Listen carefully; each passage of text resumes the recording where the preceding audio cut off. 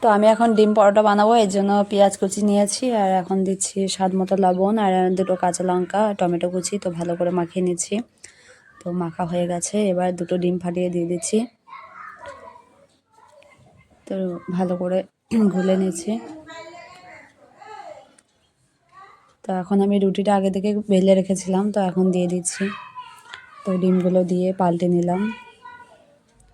তো অল্প তেল দিলাম, তেল দিয়ে ভেজে নিচ্ছি।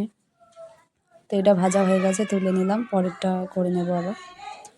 তো আরেকটাও দিয়ে দিচ্ছি। তো এটা একটু আলাদা টাইপের করলাম। তো ভাজা হয়ে গেল, তুলে নেব এবার। দুটো হয়ে গেছে, আরেকটা ছিল, এটাও করে নিচ্ছি। তো দেওয়া হয়ে গেছে, এবার পাল্টে নিচ্ছি।